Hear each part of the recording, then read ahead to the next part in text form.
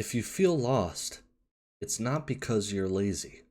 A lot of times, it's because fear has you numb, distracted, or performing. Purpose confusion has patterns, 3 of them. Once you can name it, you can rebuild, brick by brick. This video is for the person who wants life, but doesn't know what to do with it. And if that's you, stay with me, because I'm not going to hype you. I'm going to give you language for what's happening, and then give you a practical tool to move forward. Quick disclaimer, I'm not your therapist. I'm not diagnosing you. I'm your brother who has lived collapse, and I'm rebuilding toward covenant. And I want to say this up front. You are not your trauma, and you are who you were created to be. But you won't discover that by accident. You discover it by truth, brick by brick. Alright guys, my name is Thomas Emmanuel Orms O'Brien. I am the president and co-founder of Building a Home Inc. And we like to define ourselves at the beginning of every video because we understand that our verbiage is very unique to us.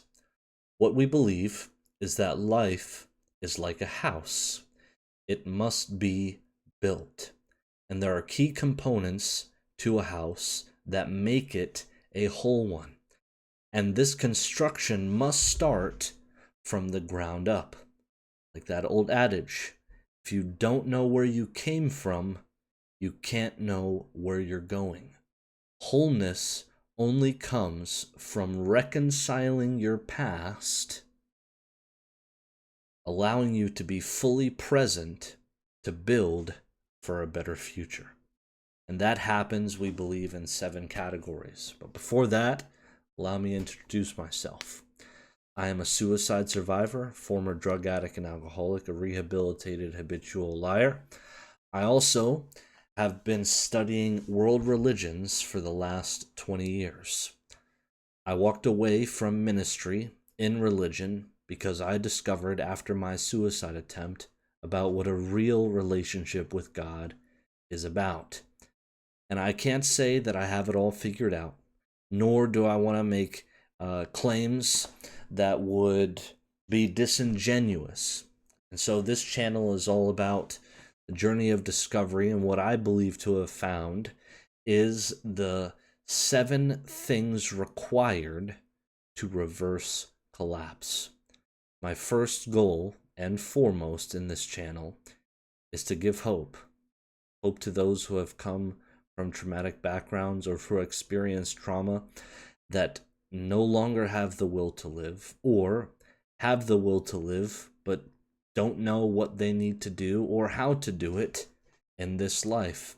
And I'm not just talking about what society deems as normal or necessary, and that could be very much the case, but what's more important is the ultimate pursuit and the answering of 2 questions.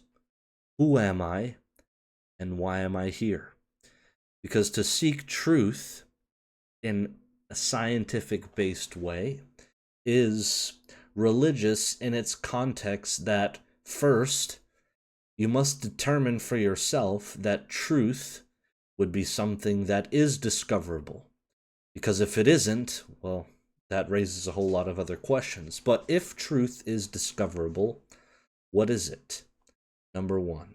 And if it is discoverable, should one go on the journey of the discovery of that truth? And number 3, in the discovery of that truth, should it be used for widespread humanitarian gain or scarcity and humanitarian loss? I believe that to be the only 2 paths when trying to ascertain the truth. Because if you believe that the truth is discoverable, that it would be a good thing to do so, then the next best thing after discovering this good truth, whatever that may be, would be to disperse it en masse to every single human being on the planet. And so that is why we have developed this framework. When I survived my suicide attempt 3 years ago, I realized all the things that I was missing, what drove me to that point. And I spent the last 3 years really getting into the meat and bones of it. And so, in my mind, what came to be was a house. And a house that was very carefully constructed. And when you don't have a proper house, your life, in construction, there is only one thing that can happen inevitably, and that is collapse. But if you were given the tools, if you were given the guidance, if you were given the blueprint to what a whole house looks like, then I believe every single human being on planet Earth can not only construct the life of their dreams, but what that really means is actually the life you were meant to live. And this is not a perfect life, but a whole one. And if you understand Semitic language, you would know that those two words are the same thing. And so, first we have our foundation, which is love and truth. And these are synonymous because love without truth is tolerance, and truth without love is brutality. And after I attempted suicide, God being the question on my mind, I survived. And so I do not believe that to be a coincidence. I ran simulations later, and I used several AI programs to put together a predictive algorithm for my specific car accident, because that is what I did, is that I closed my eyes and I let go of my wheel at 85 miles an hour on the highway at 11 o'clock at night. And my car perfectly went in between a light pole and a median. Now, based off the calculations of the algorithms that I had constructed, there was a less than 1% chance of survival. And within that, there was a less than 52% chance of me walking away without injury. So not only did I survive, but I walked away without injury. So all of the different parameters combined gave me a less than 1% chance to be making this video and speaking with you right now. Now, those who have atheistic tendencies will say, hey, it was the luck of the draw. That was the math. You were the anomaly. But I believe myself to have enough personal experiential evidence of a God that would lead me to the conclusion that it wasn't just math, that I am not just an anomaly, that I am a person who was designed for a very specific purpose.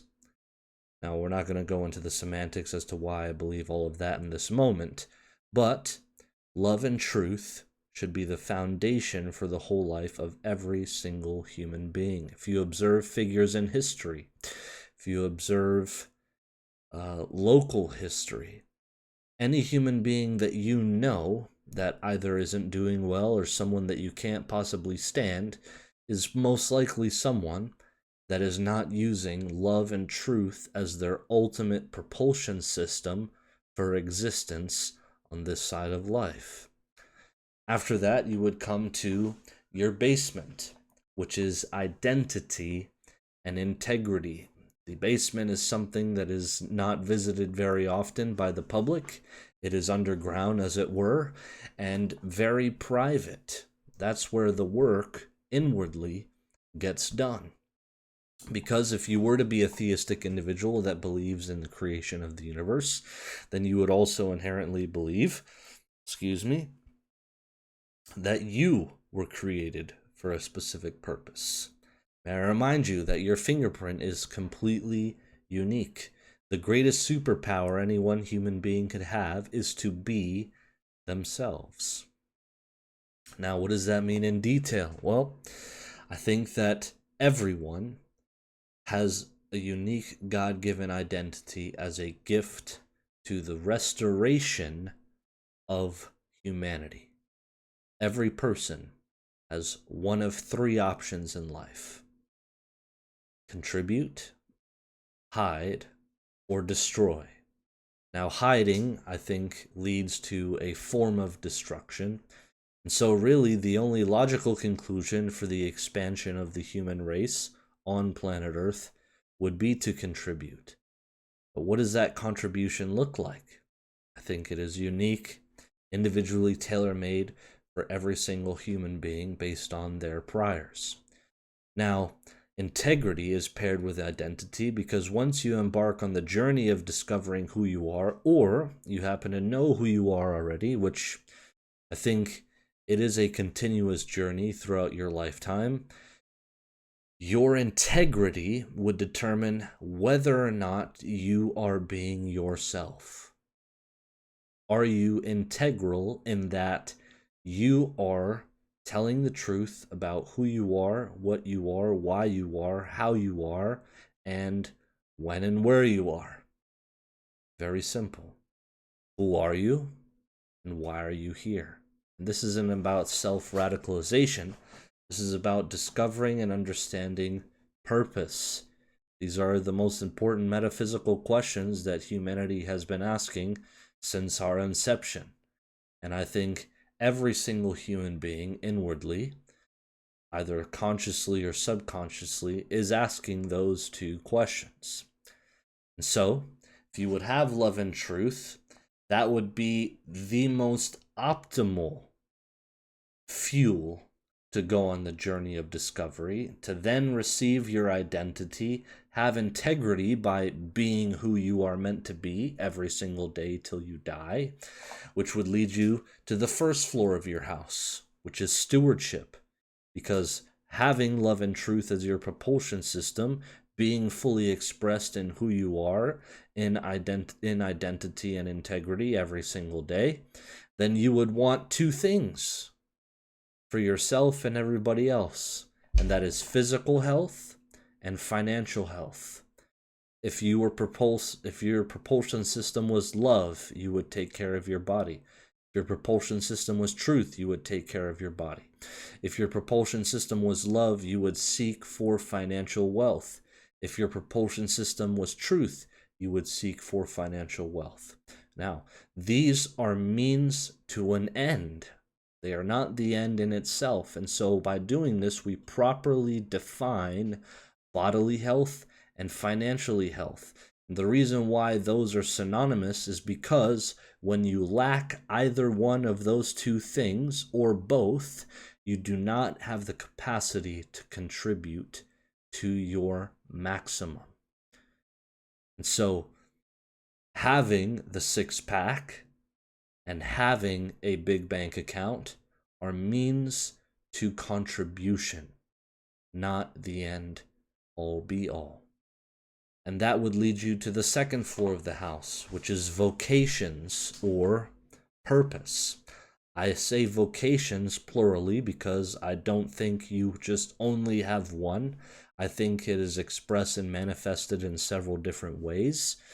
And that would be, number one, your purpose economically, what you can create that brings value to the marketplace, and the marketplace being the system in which we have designed in the West.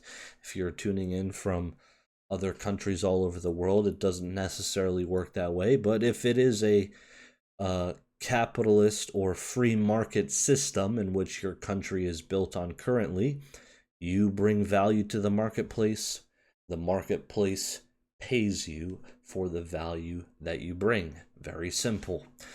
Next, it would be an expression of what you do for God. And this is what you do in your relationship with God as the universal force of love that requires no recognition. Those things that you do that you love to do that you would do anyway, even if you were never paid. And then number 3, your purpose to human beings. Because there are things that we would do for others that we would do even if we wouldn't get paid. And so the Latin word for vocation is vocare, which means to call. As Tony Robbins describes it, this is a pull motivation, not a push. Push is your willpower to show up and get the job done with lethal intention every single day. But to be pulled is this call, this something that it's in service to something higher than yourself. And there are ways to discover that, which we will definitely get into. Which brings us to the next part of the house, which is the attic, and that is joy. And the way I define joy is in hobbies, the things you love doing with the people you love doing them with. Why? Because Dr. Stuart Brown, one of the most brilliant psychologists in the last 100 years, wrote a book called Play. And in it, he says, the opposite of play is not work, it's depression. And so joy is a neurological requirement for a thriving human being. And if the aim is wholeness, to be whole, to have nothing missing and nothing broken, then you must intentionally schedule joy in your life. Now, we're not hedonistic individuals that we live on the whim of every single desire that enters our mind. No. It is with intent and it is scheduled. And so, being that you spend time doing the thing you love doing with the people that you love doing it with. Why do I pair it that way? Because from 1938 onward, Harvard has done what is called the happiness study. And what the happiness study has discovered for us over the last 88 years of human data is that the most important thing for a thriving, neurological, and psychologically sound human being is relationships. Very big. And that brings us to the next part of the house on the side, which is the chimney. And the chimney represents release. And the way we would define release is letting go of the people and the things that do not serve who you are. Very important distinction, because if you are holding on to things or individuals that are prohibiting you from reaching your maximum potential on earth, then they are your God. You are serving them. Even if you don't believe in the theistic God of the Bible as I do, you must acknowledge whom you serve. Because we all serve someone, whether we like to believe it or not. It's either ourselves, someone else, or something else. When you break it down, it's usually either yourself or someone else. And so you must be able to let go of people and things that prohibit you from reaching who you are meant to be. And that brings us to the last part of the house, which is the skylight, that window at the top that illuminates every single room, and that is wisdom. Because wisdom is not only the obtaining of skills, but also discernment and application of knowledge. Because information is vast and you can know everything in theory. But application of that knowledge would be so much more important than the knowledge of itself. For example, most of us can conclude that a tomato is classified as a fruit. But wisdom is understanding that you would not put a tomato in a fruit salad. Pretty simple. So when you have all of these things combined, a foundation of love and truth, a basement of identity and integrity, a first floor of physical and financial health, a second floor of vocation, of purpose, an attic of joy with hobbies, a chimney for release and a skylight denoting wisdom, you would have, technically, by definition, a perfect whole life. Nothing missing, nothing broken. And so from there, that is where we view all of our topics. Our lens for everything that we approach is built off of this framework. This is what we teach. This is what we preach. This is what we do. My wife and I are in the midst of the framework right now, and this is something that is a guideline or a system for living life. It's not life in itself, because obviously within every category is a subcategory, and within every subcategory there are sets of information and subsets of information. I mean, we can go as deep as we want. That's what we've been doing as a race for a very, very long time. But regardless, that's where we're coming from. And so let's go ahead and define purpose confusion, the point of today's video.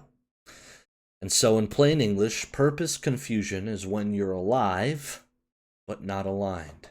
You can function, you can work, you can even smile. But inside, you're asking two questions that won't leave you alone. Who am I, and why am I here? Now here's the science forward piece, and that's simple and true. When a human being, is under chronic stress, especially from childhood trauma, your brain prioritizes survival over direction. And so let me explain that like a human. Your brain has two main modes. Number one, survival mode, which is get safe, get relief, get through today. It's right here. Right here.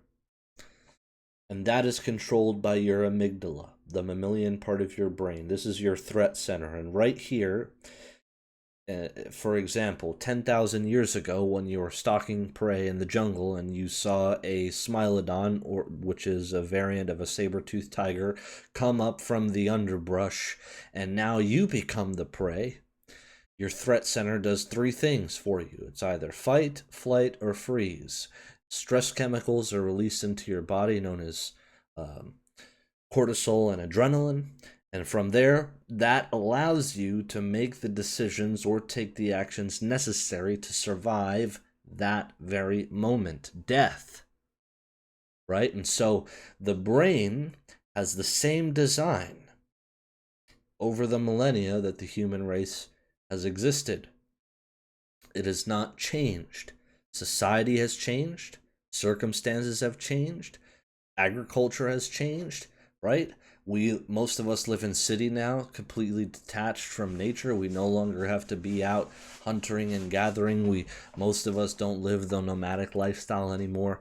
We're plugged in to a domesticated country, right? And within that country is states or regions or counties, and within those are cities, towns, villages, and then of course that's where we live. And so the necessity to have to run from a saber-toothed tiger is no longer there. But so what happens is that saber-toothed tiger has become something spiritual, mental. Because society, as great as many accomplishments society has had, society has also failed in a plethora of different ways. Because if society was perfect, then there would be no human suffering. Not to say that suffering isn't necessary. There will be no human suffering at the behest of society. Right? And the second mode is growth mode. And that's what allows you to plan, build, create, and pursue purpose. When survival is running the show, growth gets postponed. But if your purpose confused, sometimes it's not a motivation problem. It's a nervous system problem. And here's the hope, because that is our main dealings on this channel. If it's a pattern, it can be rebuilt. So I want you to understand something. You're not broken. You're patterned. Now I'm going to give you the 3 available patterns to each and every single one of us. So there's 3 signs that you're lost. Number 1, self-sabotage. Number 2, self-soothing. Number 3, people-pleasing. If you recognize yourself, do not shame yourself. Shame doesn't heal you. Truth does. So let's go one by one. Self-sabotage is when you destroy what you say you want. You set the goal, then you ghost it. You start strong, then disappear. You get the momentum, then blow it up. And you think you're lazy, but it's not true. Most of the time, you're afraid. And here's the psychology behind it. Plain English. Self-sabotage is often a protection strategy. Because if I fail on purpose, I don't have to face the horror of giving my all and still coming up short. So sabotage keeps you in control. And I lived this way for many, many years of my life. But what does it cost you? Because everything has a cost. It costs you the future. And there's another layer. Every time you break your own word, your brain learns. My promises don't mean anything. That destroys confidence. Because self-esteem is the esteem of oneself. How you view yourself. What is your lens of you? And so purpose requires trust. I believe it to be trust in the divine, trust in yourself, and trust in others. And all 3 of those things require a great amount of hope, but also intentional construction. And you will be let down by others a lot. The 2 things that you should be able to rely on would be the divine and yourself. And so it's not trust in the world, it's trust in you.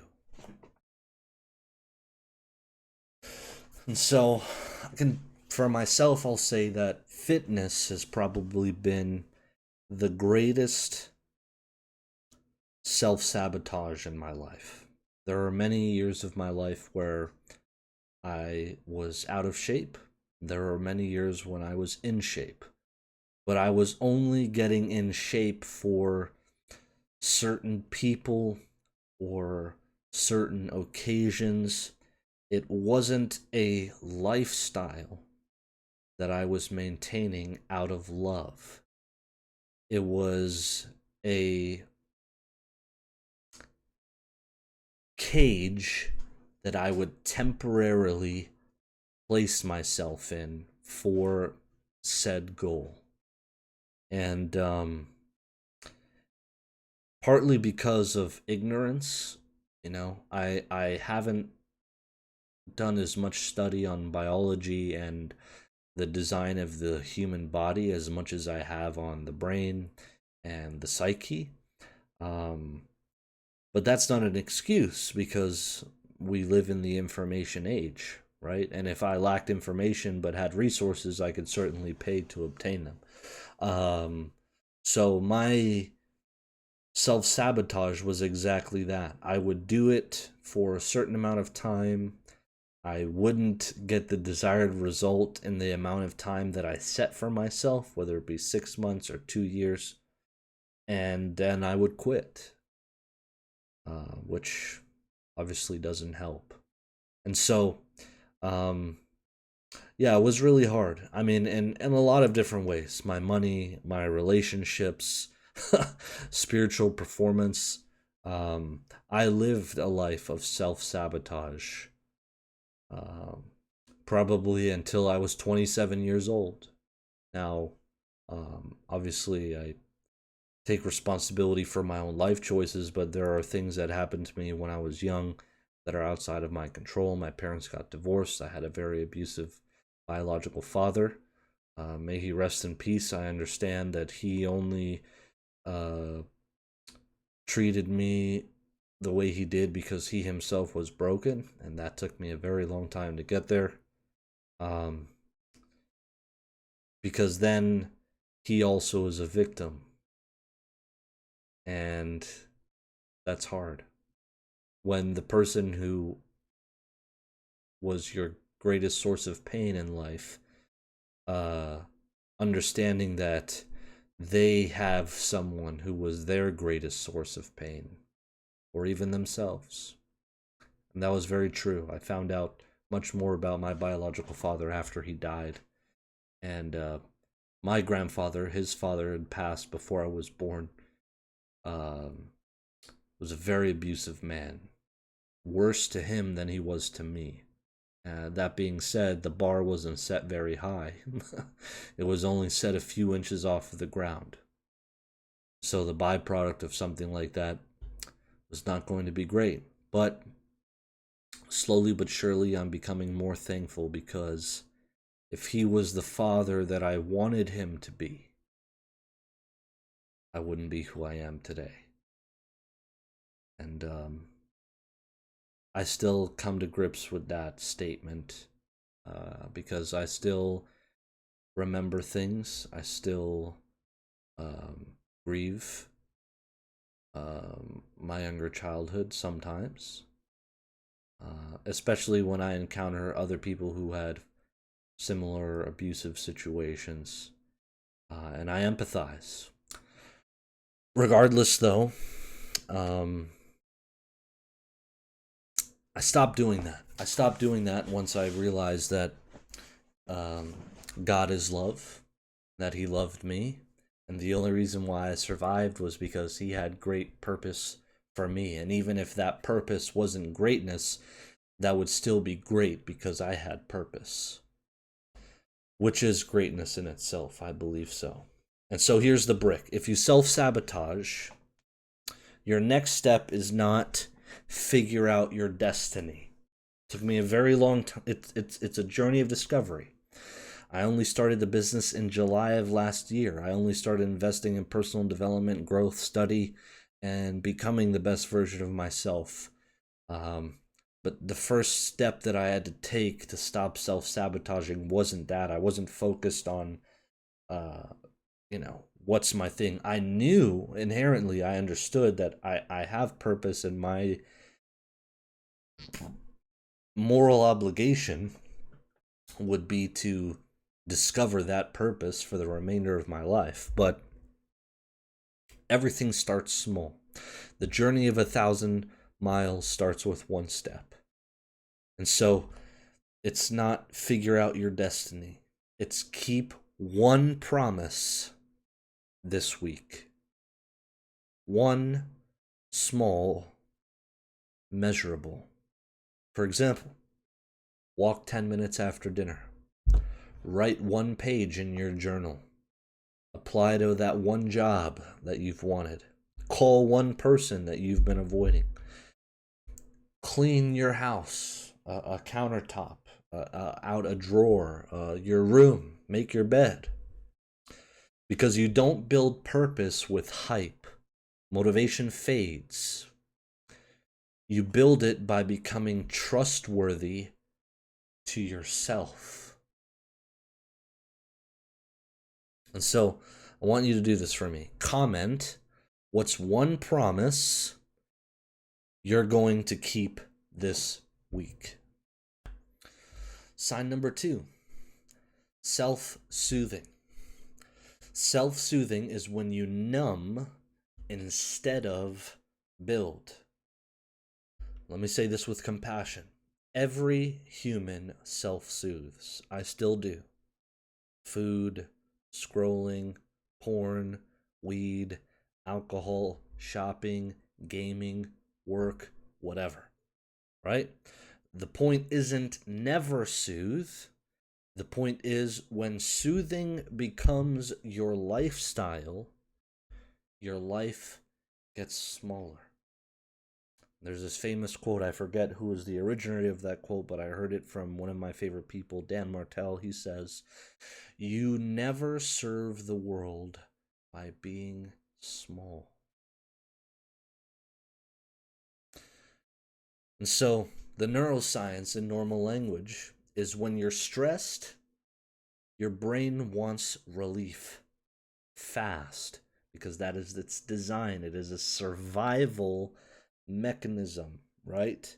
Your brain is to help you survive, right? And so when you reach for the quickest reward chemical that you can get. The problem is the brain learns what you repeat. It's called neuroplasticity, right? Patterns. If you repeat quick relief, you train your brain to avoid real growth. And then you wake up years later and you're like, where did my life go? So hear this sentence. If you always choose relief, you will never choose destiny. Destiny is uncomfortable. Why? Because it's open-ended.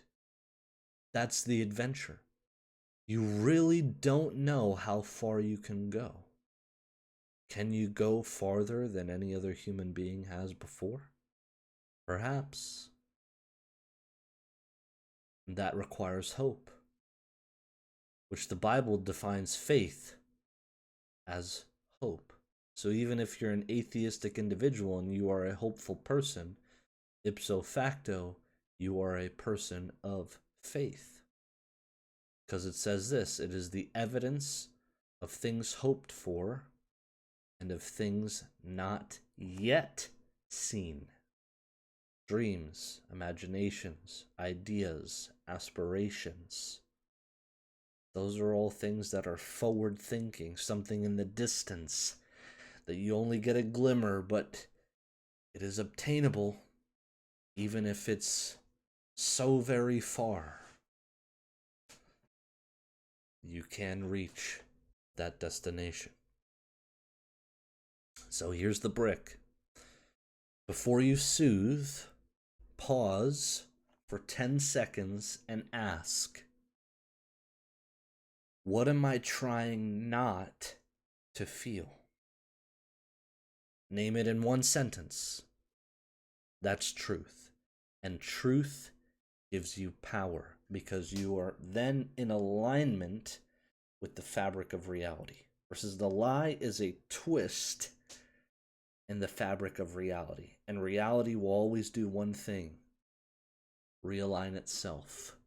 So you will feel that snap back sooner or later. Best to never twist it in the first place. That gives you power. So you don't have to fix your whole life today.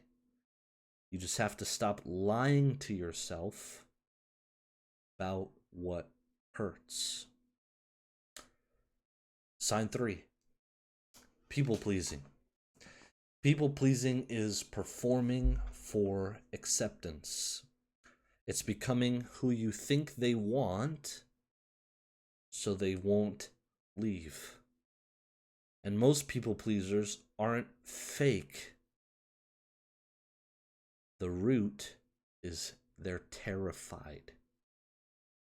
Because somewhere in your story, love felt conditional.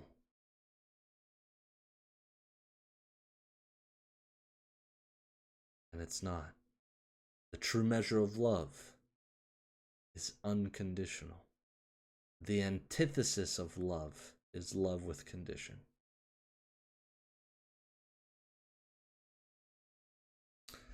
So here's the psychology. If your nervous system learned that being yourself is unsafe, you develop a survival identity. You become the good kid, the helper, the peacemaker, the achiever, the one who never needs anything. But here's the cost. You can't discover who you are while auditioning for everyone else. Write this down. If you need everyone to like you, you will never become you.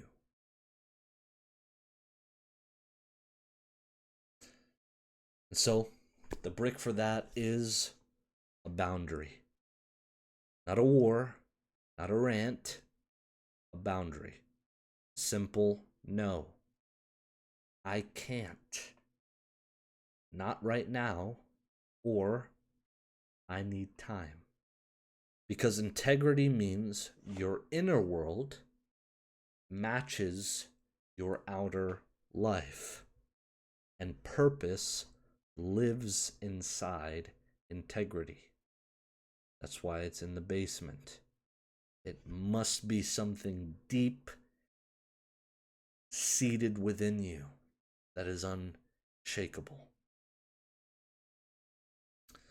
And so now let's tie it together. Self-sabotage, self-soothing, people-pleasing. Different behaviors, the same root. Fear. Fear to live. Fear of the unknown. Fear that you have no purpose. And what does fear do? Fear shrinks your world. And here's my simplest model. Pain grows when we believe lies about one of three things: God, ourselves, and the world. It sounds like God is fake, so live however. God won't care unless I perform. I'm dead inside, so I might as well die. If people really knew me, they would leave. The world is trash, so it's pointless to pursue greatness. That was me for a long time. And those are not facts. Those are beliefs. And beliefs is what creates behavior. So the pathway out isn't motivation, it's truth. Truth restores identity. Identity restores direction. Direction restores hope. And so here's your next step. Not 10 steps, one plan. Day 1 and 2, entitle it Loved. I want you to write, if I was truly loved, I would believe, and then write 10 things down. If you had unconditional love on your side, what would you truly believe? Day 3 and 4, fears. Write your top 3 fears. And under each of those, write, the lie underneath this fear is, for example, mine.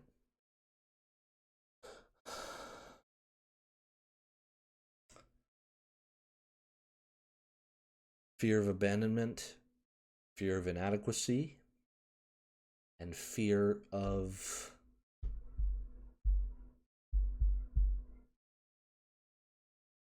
living a lie. And the lie underneath those, the lie underneath my fear of abandonment is that I will end up alone. That my connection with what I believe to be God doesn't exist. That the connection with my wife is not powerful enough to sustain a lifetime of marriage. And not living a lie is that everything I currently believe in this moment is untrue. Those would be the lies. Day 5 to 7. Dreams. Write down your wildest dream. What the 10-year-old version of you wanted. If you experienced pain and trauma in that time, think of what you most wanted, the wildest possible dream and imagination that you ever had. And then I want you to take one small action this week. One email, one call, one outline, one application, 1 hour of skill that would lead you to that dream. And one brick. Let me end like a brother. You're not late. You're not disqualified. You're becoming. I didn't start living life until I was 27 years old. Truly. Meaning that love and truth was my propulsion. I was on my journey of discovering my identity, and that I would give my utmost to be integral into who I am and who I was in the moment, who I am now, and who I'm becoming for the future. I've started my fitness journey in earnest since August of last year. Haven't missed a day in the gym, tracking my macros on a daily basis, losing weight, but most importantly, recompositioning, becoming more muscular, right? Not just about, losing weight, building my body with a purpose, getting my finances in order, getting on a budget, getting on my way to being debt-free, investing for the future, meaning not only investing in assets, but investing in myself, investing in my wife, our education, our personal development, because at the end of the day, if you are better, you have the capacity to gain more, period, end of story. No longer feeling guilty about joy, being intentional about my hobbies, because if I'm loved, then joy is a part of being loved. So I intentionally spend time with the people I love, doing the things that I love doing.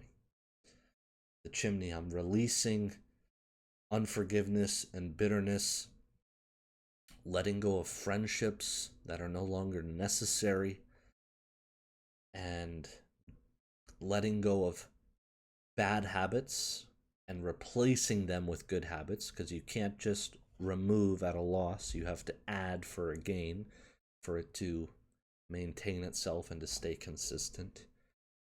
And I'm gaining wisdom, application of knowledge, and obtaining skills. So, what's your next step? I want you to comment it below in one sentence. And if you want structure, accountability, and a community building real lives, I would ask you, join us in Skool. I built it for people who desire life and want to create generational impact. And you might think, well, that's not me. I don't even know what I'm doing. Trust me, it's you. It is the traumatized people of the world that can change the world, because your greatest pain is the source for someone else's ultimate healing. The forgotten ones, those of us who society deemed unworthy unnecessary. Those of us who no one thought we would make it, we're the ones that will change the world. Not the people who lived life beautifully and everything went well for them. There's no depth and weight in a person without pain and suffering. So,